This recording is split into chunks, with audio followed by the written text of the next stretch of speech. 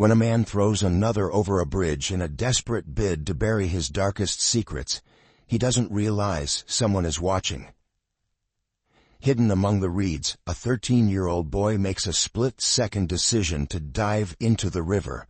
What unfolds next is a story of courage, betrayal, and how one boy's bravery uncovers a truth powerful enough to shatter lives. Before we dive into this story, let us know where you're watching from, and if you believe that a single act of bravery can change lives forever. Don't forget to like and subscribe for more stories like this. The sun was beginning its descent, casting a golden sheen over the gently flowing river. 13-year-old Malik sat crouched in the tall bushes, his fishing rod resting against a rock. This spot was his haven, a place where the noise of home could be drowned out by the hum of cicadas and the occasional splash of a fish breaking the surface. The scent of damp earth mixed with the sharp tang of the river filled the air, and Malik took a deep breath, savoring the rare calm. Since his father's death in a factory accident 5 years ago, Malik's mother, Tanya, had worked tirelessly as a nurse to keep their small household afloat. Their 2-bedroom home, with its peeling wallpaper and mismatched furniture, was a far cry from what Tanya had dreamed of for her son. Fishing wasn't just a hobby for Malik, it was a necessity. A good catch meant dinner that wouldn't stretch their already thin grocery budget. Today, though, the river was unusually stubborn, the line staying taut but unyielding. Still, Malik didn't mind. Sitting here, away from the endless hum of life's worries, was enough. His peace shattered when a loud thud reverberated through the air, jolting him upright. Malik instinctively ducked deeper into the bushes, his heart pounding. Peering through the leaves, he spotted a black sedan stopped in the middle of the bridge just upstream.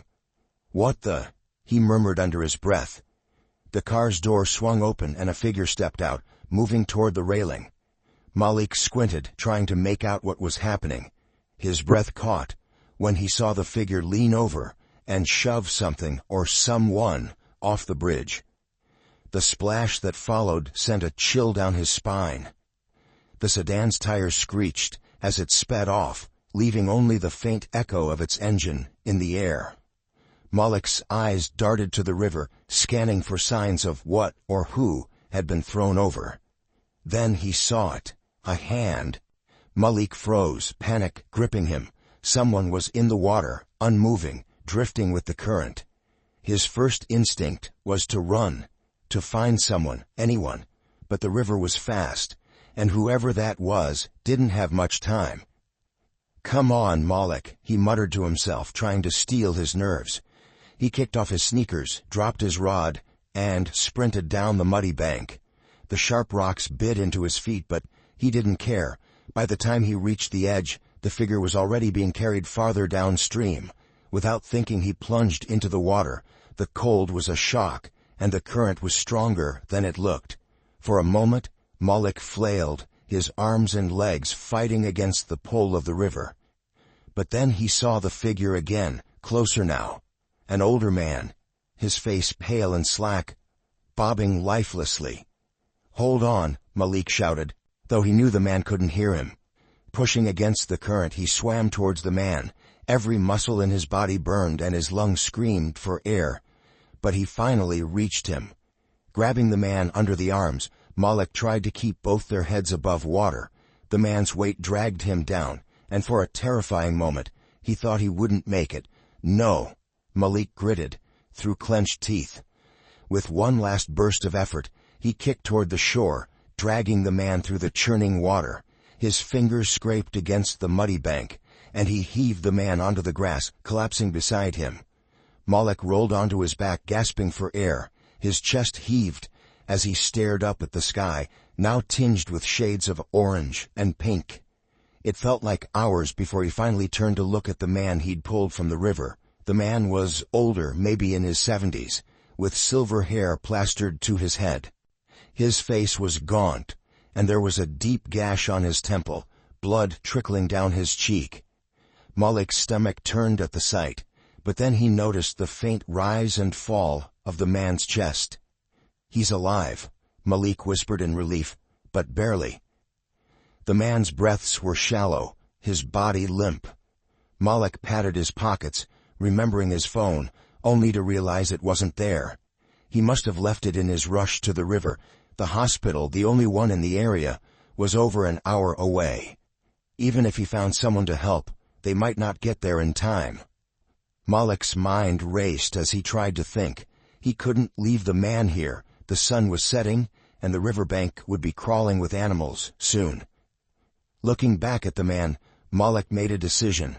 "I'm taking you home," he said aloud, more to himself than the unconscious stranger.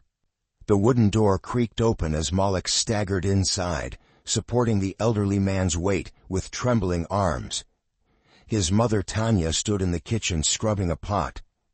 The clatter of Malik's footsteps on the threshold caught her attention, and she spun around. "Malik, what?"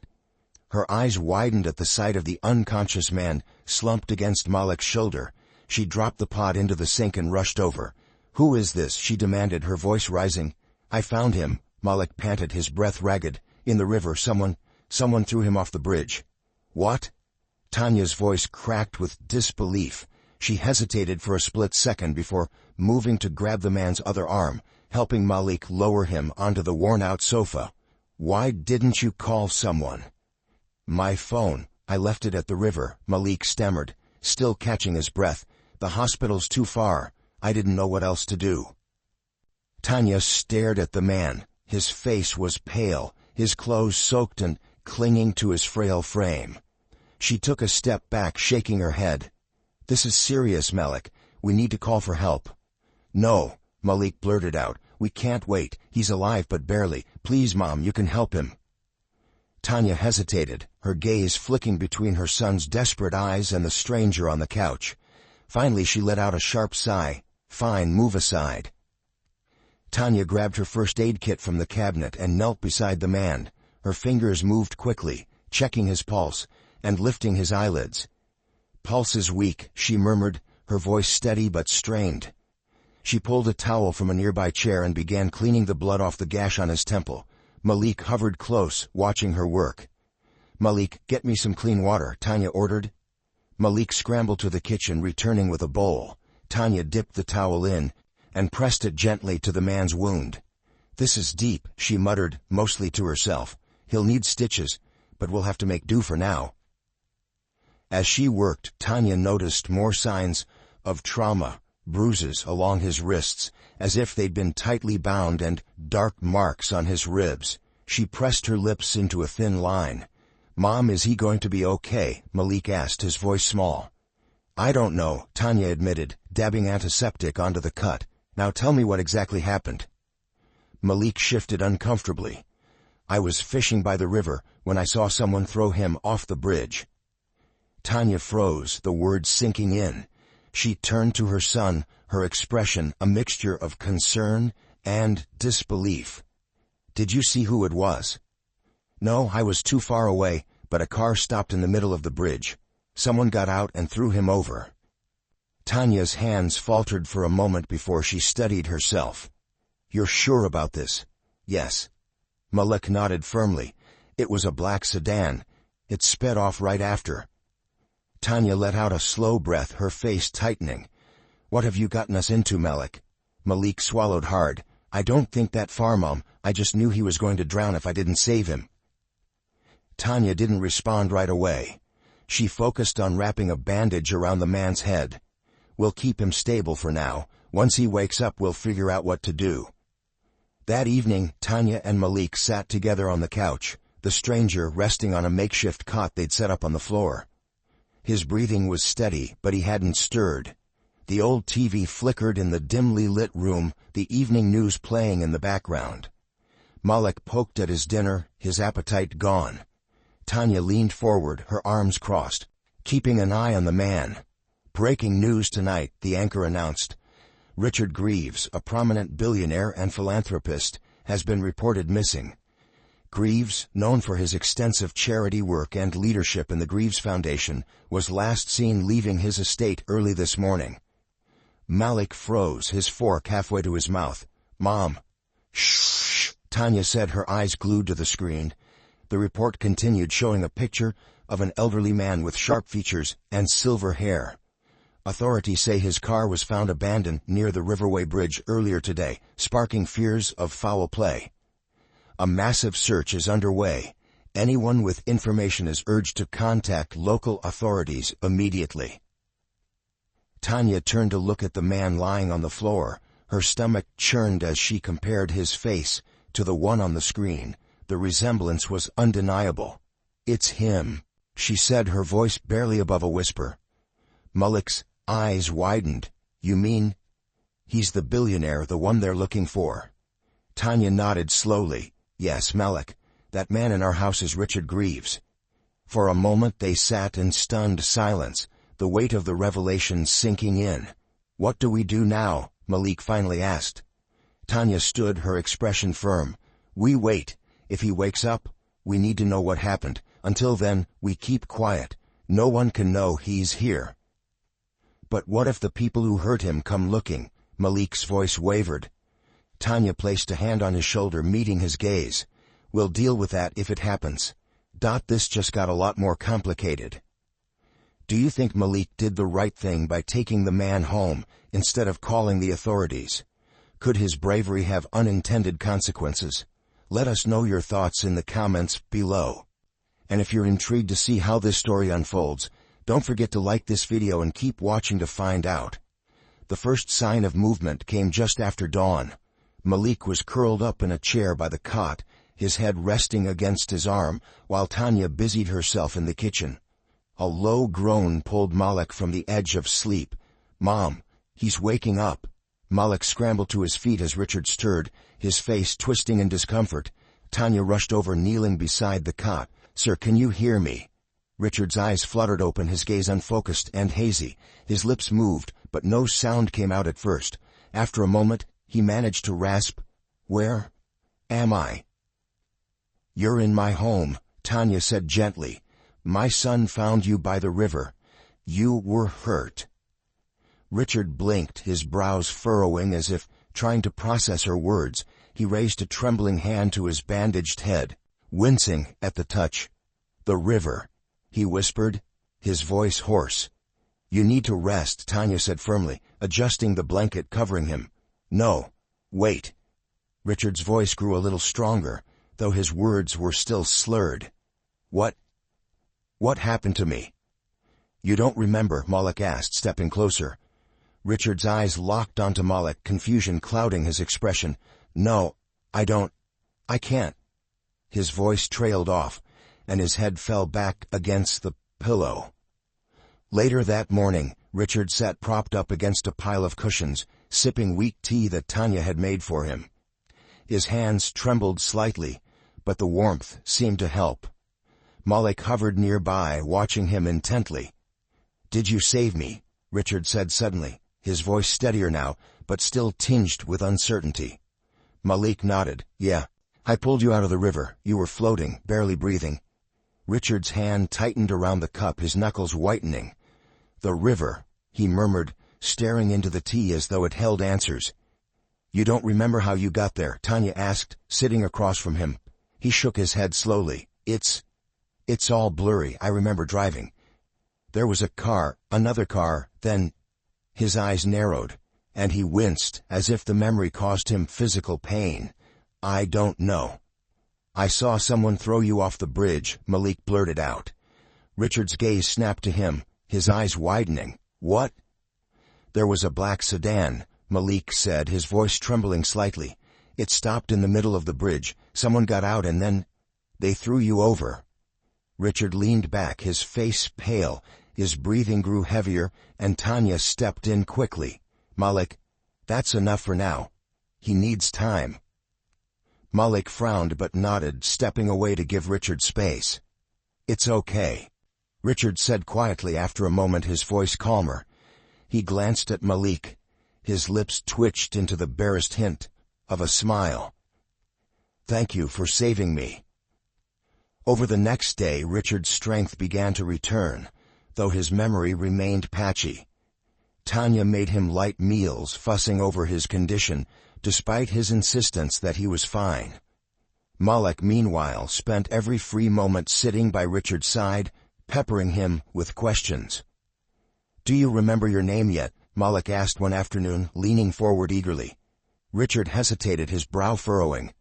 Richard Greaves," he said slowly, as if testing the words, "like the guy on the news." Malik's eyes widened. Tanya, who was folding laundry nearby, shot Malik a warning look. "Malik, don't push." "It's fine," Richard said, waving a hand. He turned to Malik. "The news, huh? What are they saying?" Malik hesitated. "They said you were missing, that they found your car near the bridge." Richard let out a heavy sigh, his shoulders sagging. "So they know I'm gone. Good." "Why is that good?" Malik asked, his curiosity undeterred. Richard looked at him, a small smile playing on his lips. "You ask a lot of questions, don't you?" Malik shrugged. "I just want to know." For a moment Richard said nothing, then he leaned forward slightly. "Because it means they're looking for me, and when the right people find me, we'll set things straight." "What things?" Malik pressed. But Richard didn't answer. By the third day Richard was walking around the house with a slight limp, his strength returning bit by bit.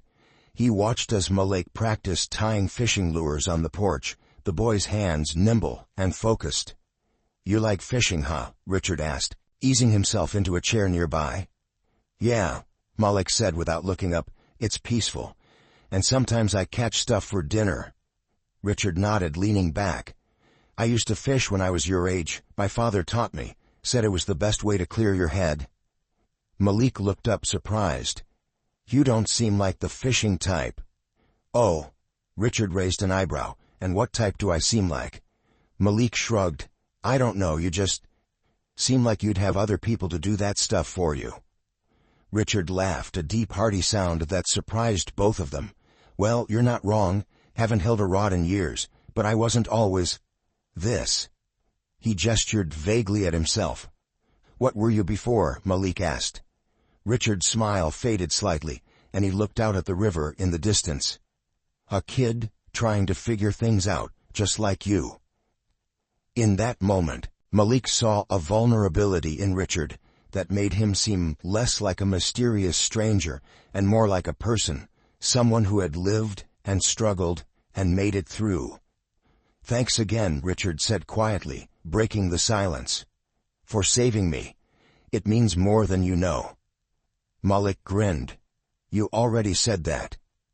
"Doesn't mean I can't say it again," Richard replied, his smile returning. The morning air was thick with tension as Richard sat on the sofa, absently rubbing his temple. Tanya poured him another cup of tea, her watchful eyes catching every flicker of expression on his face. Malik sat cross-legged on the floor, eager yet apprehensive, as if sensing the storm brewing inside Richard. "I remember now," Richard said finally, his voice low but firm. Tanya paused, her hand tightening around the teapot. "What do you mean? What do you remember?" Richard took a deep breath, his hand trembling slightly, as he set the cup down. "The bridge. The man who threw me over." He looked at them, his eyes sharp and filled with something darker than just fear. "It was Alan, my son-in-law." Malik's mouth fell open. "Your son-in-law." Richard nodded, his jaw tight.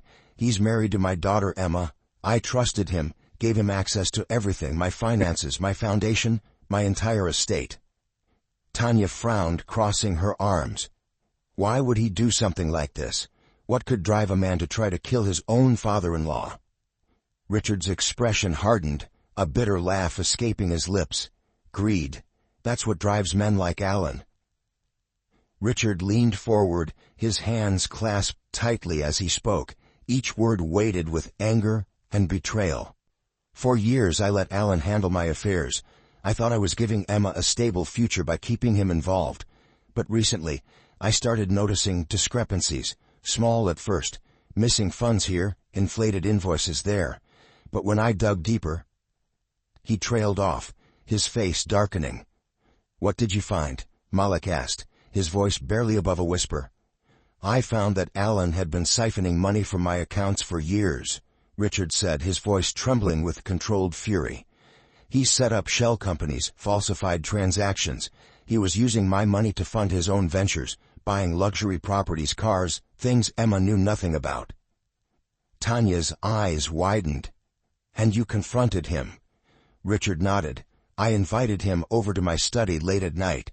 I wanted to give him a chance to explain himself, to own up to what he had done, but when I laid out the evidence, he snapped.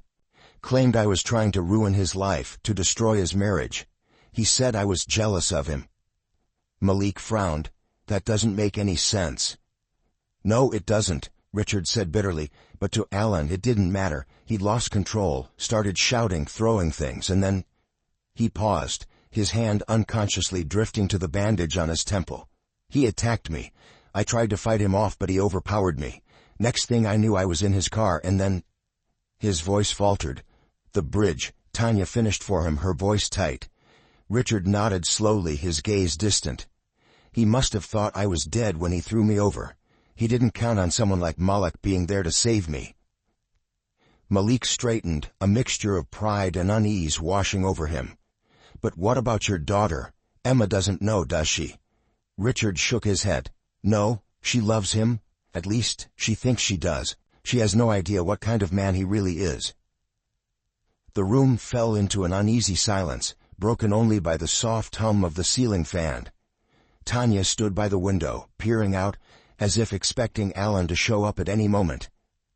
"We can't keep this quiet," she said finally, turning to face Richard. "This is attempted murder, Richard. We need to call the police." Richard stiffened, his hands gripping the armrests of the sofa. "Not yet." "Not yet?" Tanya repeated, incredulous. "What do you mean, not yet? That man tried to kill you. He could come back to finish the job." "I know that," Richard snapped, his voice rising for the first time. He softened almost immediately, running a hand through his silver hair. "I know, but if we go to the police now without any preparation, Alan will deny everything. He has resources, connections. He'll twist this around and make it look like I'm the one lying." Tanya crossed her arms. "So what's your plan? Just wait here and hope he doesn't find you?" "No," Richard said firmly. "I need time. Time to gather evidence to make sure Alan can't wriggle his way out of this. I have documents, records, everything to prove what he's done. But they're at my house, in my office." "And how do you plan on getting them?" Tanya asked. "I don't know yet," Richard admitted, his shoulders slumping, "but I can't go to the police until I have them." Tanya sighed, her expression torn. "Richard, I understand where you're coming from, but my priority is my son. If Alan finds out you're here—" She glanced at Malik, who was watching them both intently. "I can't put my family in danger." "I'll make sure that doesn't happen," Richard said quickly. "I'll leave if I have to, but please, just give me a day or two to figure this out." Tanya hesitated, her protective instincts warring with her empathy. Finally, she nodded, though her expression remained grim. "You have 2 days, Richard, but after that, we're going to the police, with or without your evidence." "Fair enough," Richard said quietly, though the tension in his jaw betrayed his unease.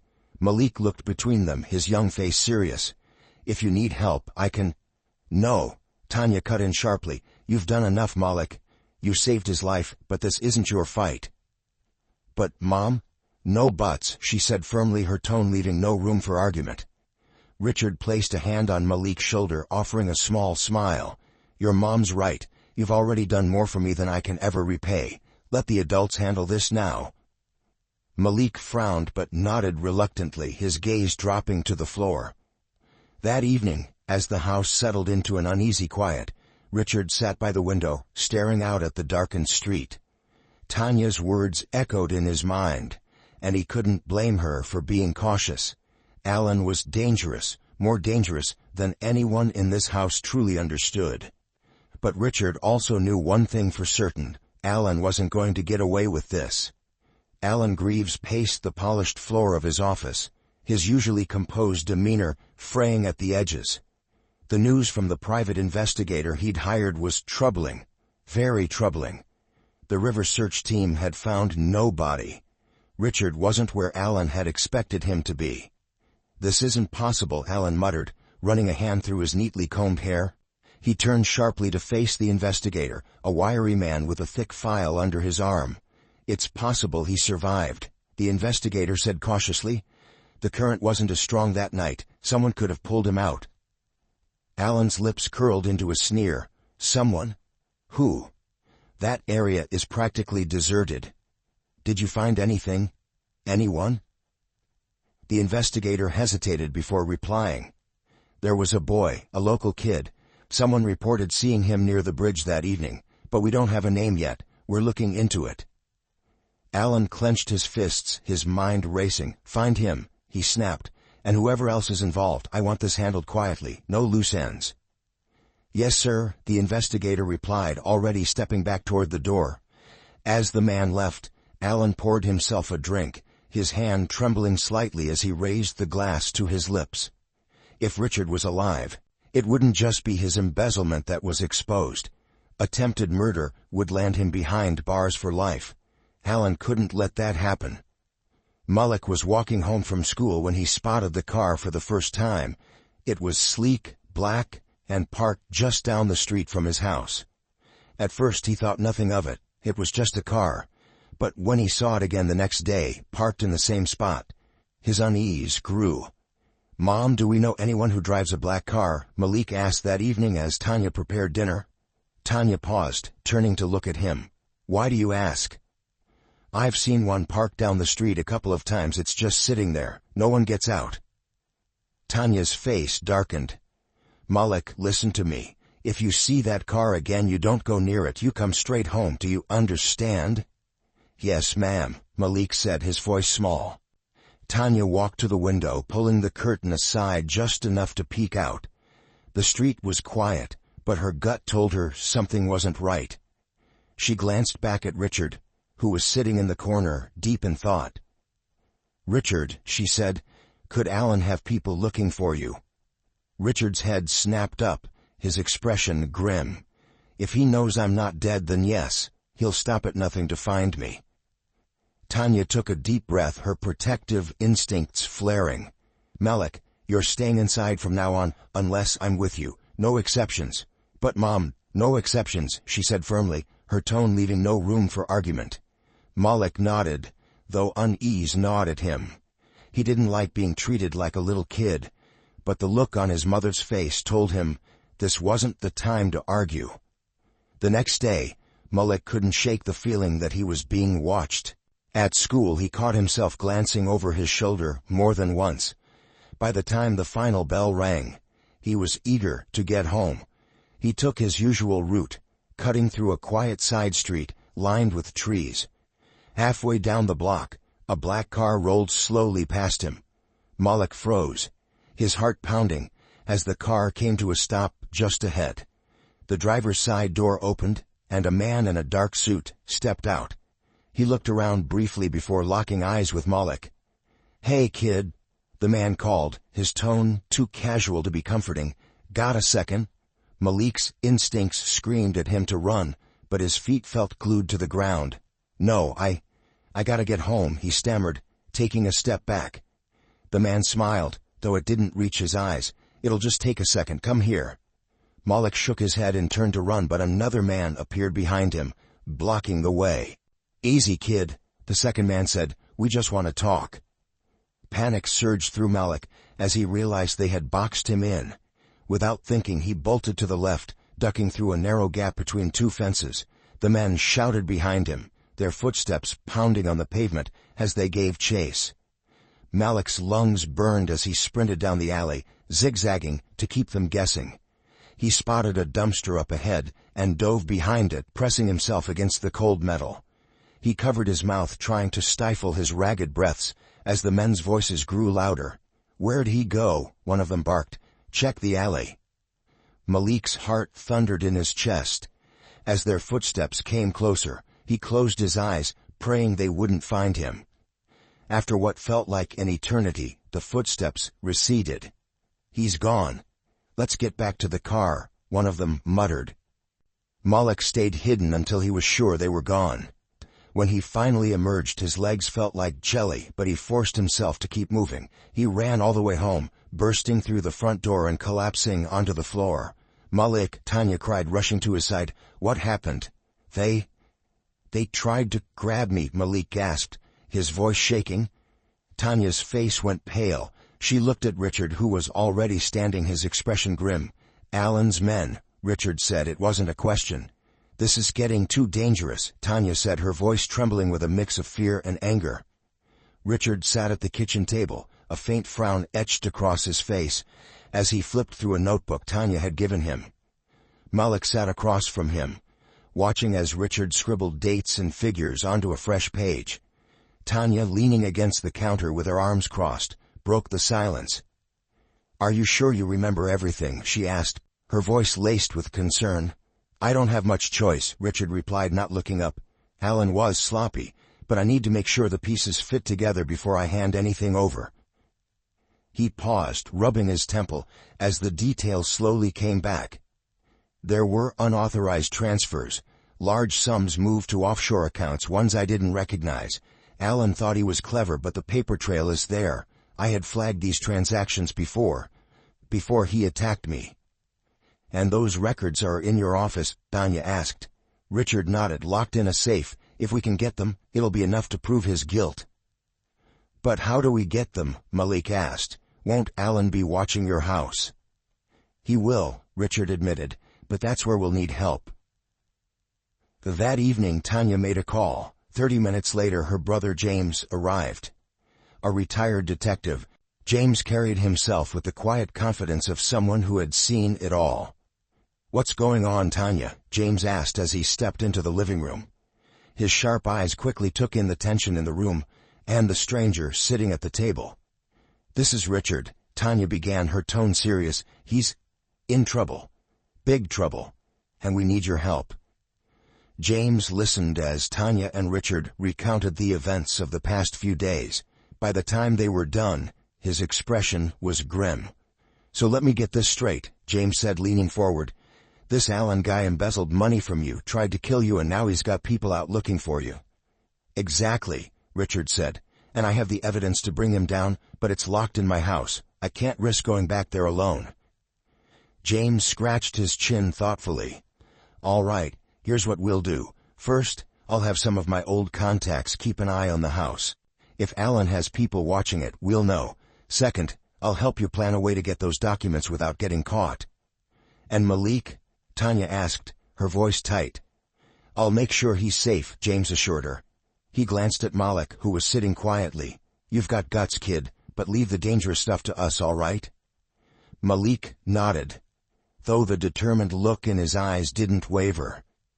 The next day, Tanya and Richard sat in the living room, a digital recorder between them. The plan was risky, but it might buy them enough time to gather the evidence they needed. "Are you sure about this?" Tanya asked, adjusting the microphone. Richard nodded. "It's the best way to put pressure on Alan without giving away where I am. If he thinks the public knows about his crimes, he'll panic." Tanya hesitated before pressing the record button. "All right, whenever you're ready." Richard cleared his throat, his voice steady as he began to speak. "My name is Richard Greaves. If you're hearing this, it means I've survived an attempt on my life by Alan Foster, my son-in-law. For years, I trusted Alan with my finances and my family. I believed he had my daughter's best interests at heart. But I was wrong." He paused, his jaw tightening. "Alan has embezzled millions from me, using my accounts to fund illegal ventures. When I confronted him, he tried to kill me, throwing me off the Riverway Bridge. But I survived. And I have the evidence to prove his guilt." Tanya gestured for him to wrap it up. "To Alan," Richard said, his voice firm, "you may think you've won, but the truth is coming, and when it does, there will be no escaping justice." He stopped, the tension in the room palpable. Tanya hit the stop button and exhaled. "That should do it." "What do we do with it?" Malik asked, entering the room. "We'll send it anonymously to a journalist I know," Richard said. "Someone I can trust to release it, without compromising our location." Tanya nodded. "And while Alan scrambles to control the fallout, we'll move on the house and get the evidence." Later that evening, James returned with updates. Alan's people are watching the house, but they're sloppy. We can work around them. Richard nodded. Good. Then it's time to move. Tonight. Tanya's eyes widened. Tonight. Isn't that too soon? The longer we wait, the more dangerous this becomes, Richard said. We've already taken a big risk with the recording. We can't afford to lose momentum. James put a reassuring hand on Tanya's shoulder. I'll keep them safe, I promise. Malik watched as the adults finalized their plan, his heart pounding in his chest. The gravity of the situation finally hit him. This wasn't just about saving Richard anymore. This was about survival. For all of them. Alan Foster stormed into his office, his phone clutched tightly in his hand. On the screen, the anonymous video message from Richard Greaves played on a loop.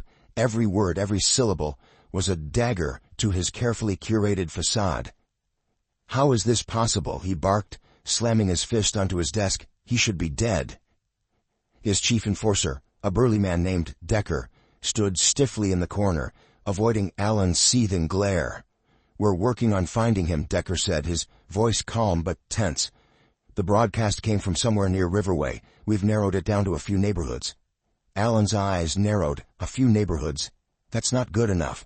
I want this handled tonight. Find him, and make sure he doesn't have the chance to spread another word.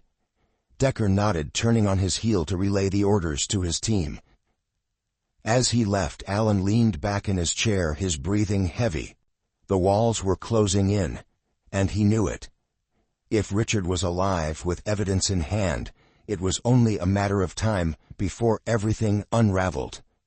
The night was still when the first black SUV rolled into Tanya's quiet street. Malik, peeking through the curtains, felt his stomach churn at the sight. "They're here," he whispered, his voice shaking. Tanya immediately killed the lights, her heart pounding. "Malik, get Richard and hide. Go to the crawlspace under the stairs. Don't come out until I tell you." Malik nodded, grabbing Richard's arm. "Come on," he whispered urgently. Richard hesitated. "I can't let them. Now's not the time for pride," Tanya snapped. "Go." As Malik and Richard disappeared into the shadows, Tanya turned to her brother James, who was already loading his old revolver. "Are you sure about this?" Tanya asked, her voice low. James nodded grimly. "They're not leaving here with him. Stay behind me." A loud crash echoed through the house as the front door splintered open. 3 men stormed in, their faces cold and menacing. "Where is he?" the leader demanded, his voice echoing through the living room. Tanya stepped forward, her heart racing but her chin held high. "Get out of my house." The leader smirked. "Lady, you're out of your depth. Hand him over and we'll leave without any trouble." James stepped into view, his revolver aimed squarely at the man's chest. "Looks like you brought trouble with you. Now get out." The man's smile faltered as he took a step back, motioning for his men to spread out. "Find him," he growled. The intruders began searching the house, overturning furniture and ripping open closets. Tanya's heart pounded as one of them headed toward the stairs. "Hey!" she shouted, grabbing a lamp from the side table and hurling it at him. It shattered against his shoulder, knocking him off balance. Before he could recover, James fired a warning shot into the air. "That's enough," he bellowed. "The next one won't miss." The leader raised his hands, a thin smile returning to his face. "All right, old man. No need to get trigger-happy." But the tension snapped like a rubber band when Decker appeared from the hallway, dragging Malik out of the crawl space by his arm. "Found the kid," he sneered. Tanya's blood ran cold. "Let him go."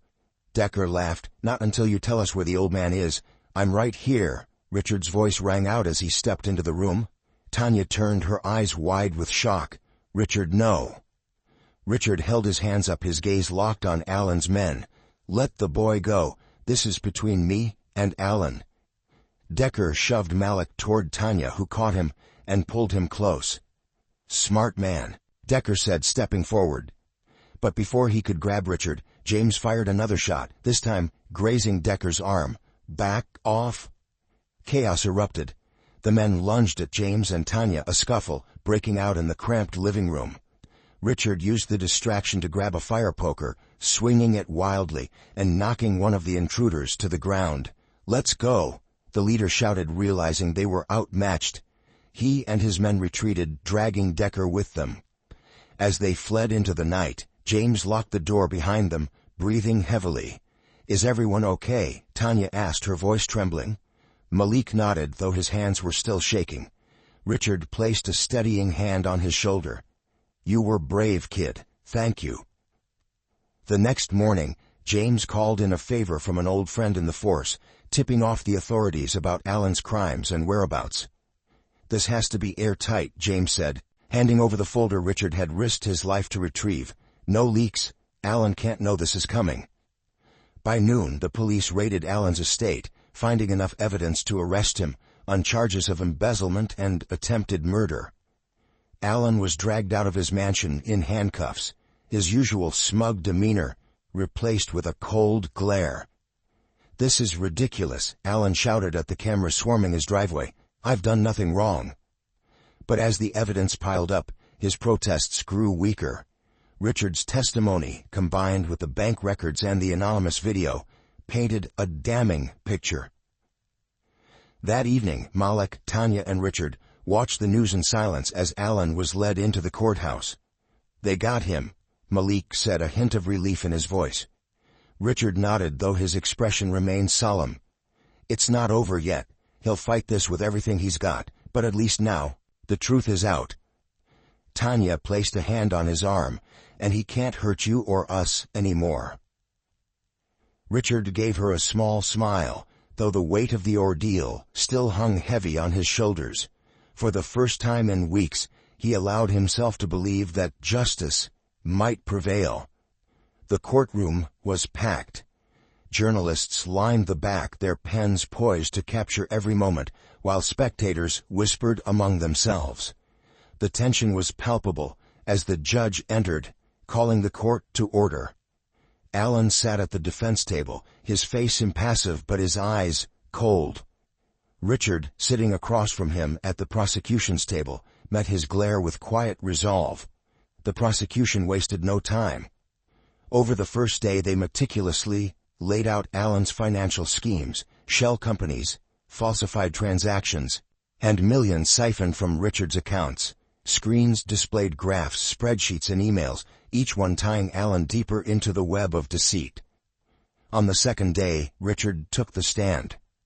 "Mr. Greaves," the prosecutor began, "can you describe your relationship with the defendant Alan Foster?" Richard adjusted his tie, his voice steady, despite the emotional weight of the moment. "Alan is married to my daughter Emma. I trusted him. I gave him control over my finances, believing he had my family's best interests at heart." "And when did you first suspect wrongdoing?" "About 6 months ago," Richard replied. "I noticed discrepancies in my accounts, money missing, unusual transactions. When I confronted Alan with the evidence, he denied everything, became hostile. That confrontation escalated." Richard paused, his voice faltering for the first time. "He attacked me. And then he tried to kill me." The courtroom fell silent. "And what did he do, Mr. Greaves?" "He threw me off the Riverway Bridge," Richard said, his voice firm now. "He left me for dead." Alan's attorney rose to his feet. "Objection, Your Honor. Speculation." The judge nodded, sustained. "The jury will disregard the witness's interpretation of the defendant's intent." Richard continued undeterred. "If it weren't for Malik, I wouldn't be here today." All eyes turned to Malik, who sat nervously in the gallery. Malik's palms were slick with sweat as he approached the witness stand. His mother gave him a reassuring nod, but the weight of the moment pressed heavily on him. "State your name for the record," the prosecutor said. "Malik Johnson," he replied, his voice trembling slightly. "Malik, can you tell the court what you witnessed on the evening of Richard Greaves's attack?" Malik glanced at Richard, who gave him a small, encouraging smile. "I was fishing by the river," Malik began. "It was quiet. And then I heard a loud crash. I looked up and saw a black car stopped on the bridge. Someone got out and went to the side of the bridge. Then they threw something over." The prosecutor leaned forward. "And what did you see next?" I saw a man in the water," Malik said, his voice growing steadier. "I didn't know who it was, But he wasn't moving. I jumped in to save him." The defense attorney stood abruptly. "Objection, Your Honor. This is an unreliable witness. He was a child alone, and it was dark. He can't possibly identify the defendant." The prosecutor countered, "Your Honor, the witness isn't identifying the defendant. He's corroborating the sequence of events." "Overruled," the judge said. Malik continued his confidence building. "Later, I saw pictures of Mr. Greaves on the news. That's when I realized he was the man I pulled out of the river." The trial reached its climax when the prosecution called an unexpected witness, Alan's former business associate, Thomas Crane. As Crane took the stand, Alan's calm exterior finally cracked, his eyes narrowing with fury. "Mr. Crane," the prosecutor began, "can you explain your relationship with the defendant?" "I worked with Alan on several business ventures," Crane said, his tone measured. "He approached me to help set up offshore accounts and shell companies to move funds from Mr. Greaves's accounts." "Were you aware that these actions were illegal?" Crane hesitated, then nodded. "Yes, but Alan assured me no one would find out." "And what happened when Mr. Greaves confronted Alan about the discrepancies?" "Alan panicked," Crane said. "He told me he had to get rid of the problem. I didn't know what he meant at the time, but when I heard about the incident at the bridge," his voice faltered, "I realized what he'd done." "Why are you testifying today?" Crane glanced at Alan, then back at the prosecutor. "Because it's the right thing to do. I can't erase what I've done, but I can make sure the truth comes out." The courtroom erupted in murmurs as the prosecutor rested their case. The jury deliberated for only 4 hours before returning with a verdict. The foreperson stood, her expression solemn, as she read the decision. "We, the jury, find the defendant, Alan Foster, guilty of embezzlement, fraud, and attempted murder." Alan slumped in his chair, his arrogance finally replaced with visible defeat. The judge wasted no time, sentencing him to life imprisonment without parole. As the gavel struck, the courtroom exhaled collectively. Malik watched as Alan was led away in handcuffs, his once pristine suit now a symbol of his shattered empire. Later that evening, Malik sat on the porch of his home, staring out at the stars. Richard joined him, lowering himself carefully into the chair beside him. "You okay, kid?" Richard asked. Malik nodded, though his expression was pensive. I didn't think it would feel like this." "Like what?" Malik shrugged. "I thought I'd feel happy, like it was all over. But it's not, is it?" Richard smiled faintly. "No, it's not. Things like this leave a mark. But you did something incredible, Malik. You saved me, and you helped bring a dangerous man to justice. That's no small thing." Malik looked at him, his young face thoughtful. "Do you think people like Alan ever change?" Richard shook his head. "I don't know, but what matters is that people like you exist, the kind who step up when it matters most." Malik smiled, a small but genuine expression. He felt the weight lifting, replaced by a quiet sense of pride. It was a sunny afternoon when Richard Greaves returned to Tanya's modest home, this time with no shadow of fear hanging over them. He arrived in a sleek but understated car, carrying an envelope and a warm smile. Malik greeted him at the door, surprised but genuinely happy to see the man he had saved weeks earlier. "Richard," Malik said, stepping aside to let him in. "Good to see you, Malik," Richard replied, clapping a hand on the boy's shoulder. "Is your mother home?" Tanya appeared from the kitchen, wiping her hands on a towel. "Richard," she said warmly, though her tone still carried a hint of formality, "what brings you back so soon?" "I wanted to express my gratitude properly," Richard said, settling onto the couch. He placed the envelope on the coffee table, sliding it toward her. "What's this?" Tanya asked, eyeing it suspiciously. "Open it," Richard urged, his smile widening. Tanya hesitated, then picked up the envelope and pulled out a neatly folded letter and a check. Her eyes widened as she scanned the figures, her hand flying to her mouth. "Richard, this is too much." "It's not nearly enough," Richard said firmly. "You and Malik saved my life, Tanya. If it weren't for you, I wouldn't be here to see justice served. This is my way of ensuring that your family has everything it needs." Tanya's voice wavered. "But this is more money than we've ever seen. I don't know if we can accept it." Richard shook his head. "Consider it an investment. And it's not just money." He looked at Malik, who was watching the exchange with wide eyes. "Malik, I've arranged for you to attend St. Gabriel's Academy. It's one of the best schools in the state. You'll get a full scholarship, and anything you need, books, transportation, supplies, it's all covered." Malik's jaw dropped. "You mean I can go to St. Gabriel's, for real?" "For real," Richard said with a chuckle. "It's the least I can do for someone as brave as you." Tanya blinked back tears, her hand tightening around the letter. "Richard, I don't know what to say." "Say yes," Richard said softly, "and let me do this for you." Tanya nodded, her voice barely above a whisper. "Yes, thank you, from the bottom of my heart. Thank you." A week later, Malik stood in the small bedroom he shared with his younger cousin, carefully packing a backpack for his first day at St. Gabriel's. His fingers brushed over the new notebooks and pristine uniform, and he paused, taking a deep breath. The past month felt like a whirlwind, saving a life, testifying in court, and now preparing for a fresh start at a school he'd never dreamed of attending. But more than the external changes, something inside him had shifted. "Malik," Tanya called from the hallway, "hurry up or you'll miss the bus." "Coming," Malik shouted back, zipping the bag. Before he left, he caught a glimpse of himself in the mirror.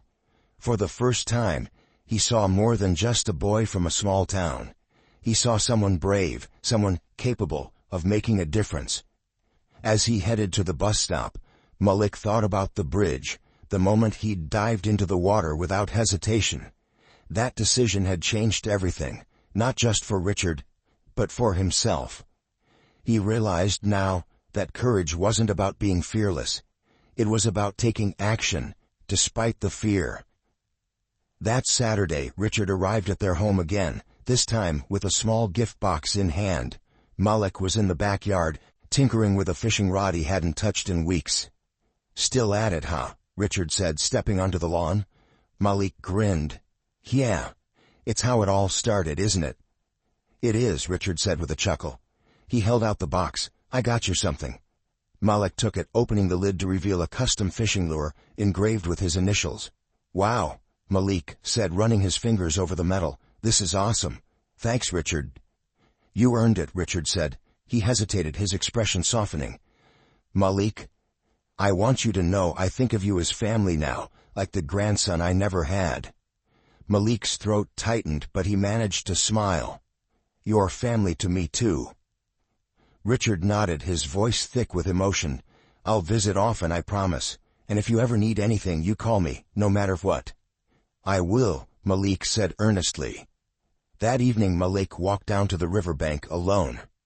He stood on the bridge, looking down at the water that had once terrified him, but now seemed calm and inviting. This was where it all began, the moment that turned his world upside down and set him on a path he never could have imagined. He thought about the man who had tried to kill Richard, now sitting behind bars. He thought about Richard's gratitude and the new opportunities waiting for him. But most of all, he thought about how one decision, one act of courage, had changed not about just Richard's life, but his own. As the sun dipped below the horizon, Malik smiled to himself. The river flowed on, endless and unyielding, just like life.